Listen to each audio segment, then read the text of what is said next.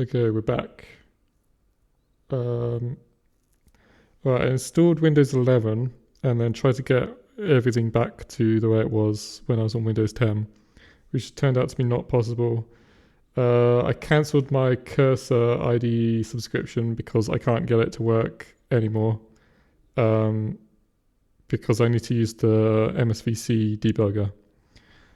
Um, and in order to do that in Cursor, you have to because Cursor cannot legally support that.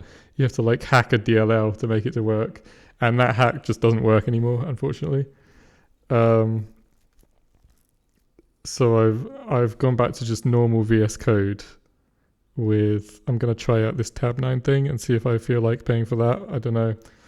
The Cursor IDE does one thing that none of these other AI completion engines do, which it will intelligently try to guess the next part of the document that you want to edit, and then you can just for example, if I'm editing something up here, and then the AI will guess that you want to jump to here, and it will just say press tab to jump to here. And it's really good at doing that for some reason. In general, AI is not helpful for C++ development, but that one feature that Cursor does, nothing else does that for some reason, and it's really good. I hope there's some other alternative to that at some point. It's really difficult to research AI coding assistants because there's so much marketing bullshit which is not relevant to C++ development. All of the marketing for these AI coding things is all based around the idea, wow, you can just tell the computer what you want it to make and it will make it for you, which is just completely, that doesn't work in C++ development. That's for fucking, I don't know, JavaScript developers or something. So it's hard to do actual research because there is a useful component to these systems in C++ in the it's just the glorified IntelliSense sort of thing where I can just go to something like this, and it was, these kinds of suggestions are not always brilliant but decent, better than normal IntelliSense. But that cursor feature where it would guess where you want to jump to next and just give you one button to go there. I mean, now I just have to rely on Vim motions, I guess, to jump around. So I'll get used to it. I did investigate. I thought, well, maybe I don't need to use MSVC for debugging. Maybe I can just compile with Clang and use LLDB for debugging. That is not going to work. LLDB is so fucking slow for some reason. It's unusably slow. I've used LLDB on Linux before and it was not so bad, but for some reason on Windows it's absolutely horrible. So that's not going to work. So I'm doing, what was the file is it launch? So yeah, this was my LLDB experiment, which doesn't work. So I'm using the MSVC debugger. I switched to using Ninja for the build system. Where's that? CMake user, CMake presets. I'm now using Ninja multi-config for the build system. I did that so that I can generate the compile commands to get more intelligent IntelliSense, which I think I never really set up properly when I was on Windows 10. I got it to good enough and never really set it up properly. But the Visual Studio generator, which I was using before, is not compatible with generating the compile commands JSON thingamajig that the IntelliSense in VS Code relies on. So I switched to using Ninja. That all seems to be cool. I might try and use Ninja on macOS and Linux as well when I get around to that. And yeah, installing Windows 11 was just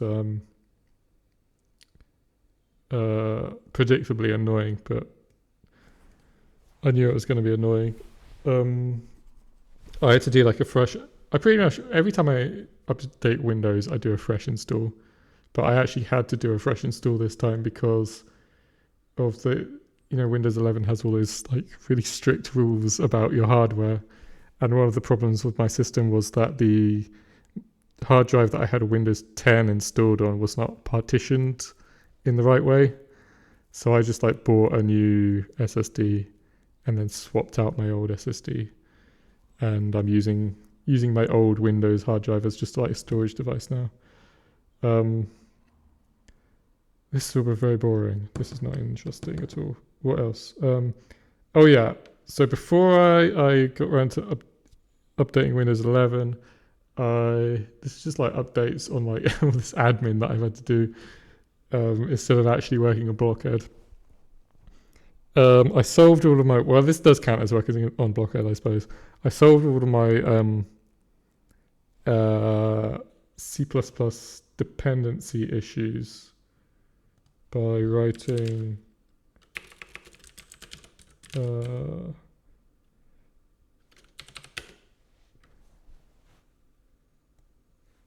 this thing. So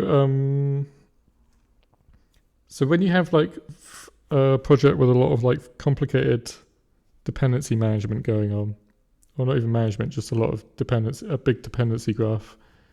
I was handling everything using well, for a long time I was doing it with this thing called CPM, and then that turned out to be not very good. And then I switched to using just Git submodules and just manually managing everything. Oh my God, my brain's gone.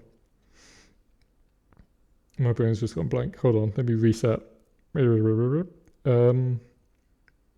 Yeah, so what you're supposed to do when you have like dependency issues in a C++ project is you're supposed to use C++ package manager, which is the big two package managers are there's this one called Conan, which is really popular, and another one called VC Package, which is really popular. So I spent like 2 weeks investigating those and trying both of them out and trying to make it all work. And I'm not going to like make any like actual arguments here, but I would rather jump in front of a train than use either of those. They're so fucking horrible and just not appropriate for what I want to do. And they don't actually solve any of my problems, I feel. And so I ended up just writing my own Python script that just does what I want it to do. And so I now have, so for Blockhead dependencies, for example, I have this file called deps.yaml, which just lists all of the dependencies. And then some of these dependencies also use the same system, and the script will just like recursively call itself if it encounters a dependency that is also using the system. And yeah, I wrote about it here. I'm not going to like sell it or anything. I don't want other people to use this. This is just for me, but I put it on Git just for like, if anyone's curious. I put it up on GitHub and wrote some documentation. I mainly wrote this documentation because when you write documentation for things, it's actually a good way of like uncovering little issues that you didn't think about or little bugs or problems with the system. So I did actually find a couple of things that were wrong with the system while writing this documentation. Anyway, it seems to be working really well now, the system for managing dependencies. Okay. So that's it. Everything I've been up to since the last build, I think, except for little bug fixes and things that I...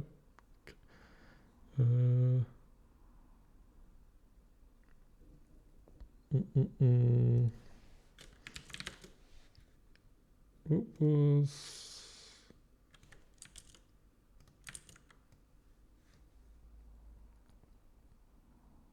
Oh, I fixed the Carnival crash. I'm just going to fix these and then release another build and then go back to... Oh yeah, so there's this... There's a bunch of talk on Discord and an idea emerged about... Is this actually working at the moment? Is this built?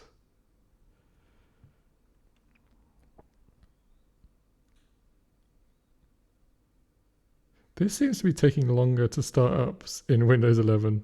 I don't know why. Wait, are these plugins all built now? Why are the plugins built? Okay, whatever.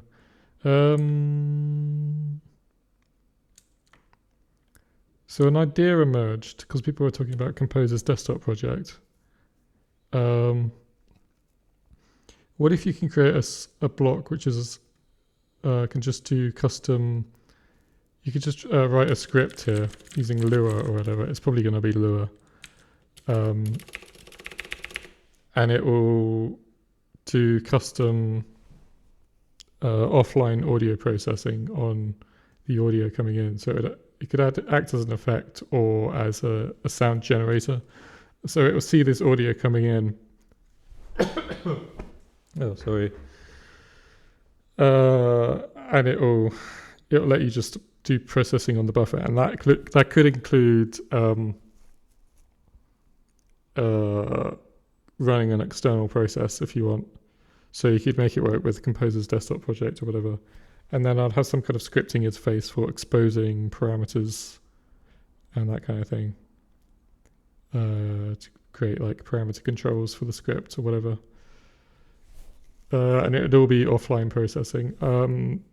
I got pretty excited about that idea, so I wanted to like start working on it a couple of weeks ago, but then I did all this other stuff instead, and then reinstalled Windows 11. So that's probably what I'm going to work on next after I do these bug fixes.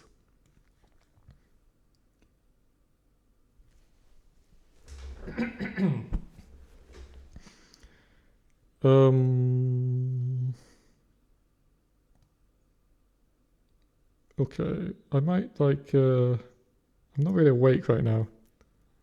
I should probably make another coffee and then maybe have a shower and then actually start working on this stuff. I've just been talking for like 12 minutes. Talking